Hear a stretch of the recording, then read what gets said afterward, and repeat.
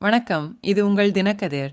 புதுச்சேரியில் பாஜக தலைமையிலான கூட்டணி அரசு கல்வித்துறையை கையாள்வதற்காக எதிர்க்கட்சித் தலைவர் சிவா சனிக்கிழமை கடுமையாக விமர்சித்தார். உள்ளூர் தேவைகளுக்கு கவனம் செலுத்தாதது மற்றும் அலட்சியம் காட்டுவதாக குற்றம் சாட்டினார்.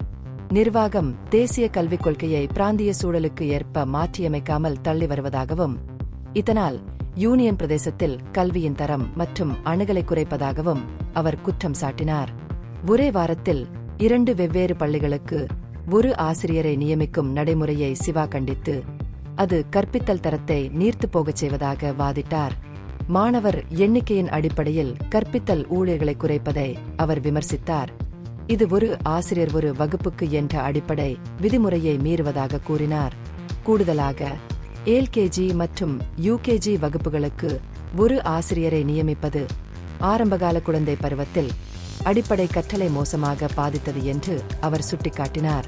மொழி அணுகல் குறித்து கவலைகளை எழுப்பிய சிவா, 10 மற்றும் 12ஆம் வகுப்புகளுக்கான சிபிஎஸ்இ வாரிய தேர்வுத்தாள்கள் ஆங்கிலம் மற்றும் இந்தியில் மட்டுமே வெளியிடப்படுவதை எதிர்த்தார். இது அந்த மொழிகளைப் பற்றி அறிமுகமில்லாத மாணவர்கள் மீது தேவையற்ற அழுத்தத்தை ஏற்படுத்துவதாகவும், இந்த கல்வியாண்டு முதல் பிராந்திய மொழிகள் உட்பட இருமொழி வினாத்தாள்களை அறிமுகப்படுத்த கோருவதாகவும் அவர் கூறினார்.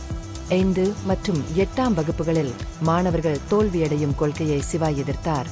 இது அவர்களின் தன்னம்பிக்கையை சிதைத்து இடைநிற்றலுக்கான வாய்ப்பை அதிகரிப்பதாக கூறினார்.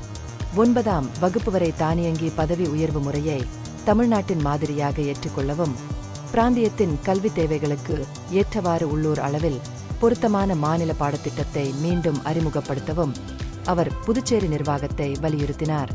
உள்கட்டமைப்பு குறைபாடுகளை எடுத்துரைத்த அவர், செயல்பாட்டு நூலகங்கள் மற்றும் யோகா, நுங்கலைகள், கணினிகள் மற்றும் விளையாட்டு போன்ற பாடம் சார்ந்த ஆசிரியர்கள் இல்லாததை குறிப்பிட்டார். நீட்டிக்கப்பட்ட விடுப்பில் உள்ள ஆசிரியர்களை மாற்றுவதில் தாமதம் மற்றும் சீருடைகள், குறிப்பேடுகள் மற்றும் பாடப்புத்தகங்கள் உள்ளிட்ட அத்தியாவசிய பள்ளிப் பொருட்களை தாமதமாக விநியோகிப்பது போன்ற தொடர்ச்சியான பிரச்சினைகளை அவர் சுட்டிக்காட்டினார். இவை மாணவர்களுக்கு குறிப்பிடத்தக்க பின்னடைவுகள் என்று அவர் விவரித்தார். கல்வி அலுவலகங்களில் எழுத்தர் பணிகளுக்கு தற்போது நியமிக்கப்பட்ட ஆசிரியர்களை வகுப்பறைகளுக்கு திருப்பி அனுப்ப வேண்டும் என்று சிவா கோரினார். குறைபாடுகள் மற்றும் டிஸ்லெக்சியா உள்ள குழந்தைகளுக்கான சிறப்பு பயிற்சி பெற்ற கல்வியாளர்களை நியமிக்கவும், டீனேஜ் பெண்களின் நலனுக்காக பள்ளிகளில் எரியூட்டிகளை நிறுவவும் அவர் அழைப்பு விடுத்தார்.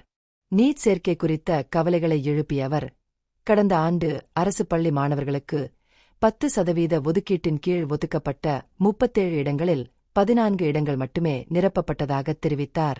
மீதமுள்ள இடங்களின் நிலையை வெளியிடக் கோரினார்.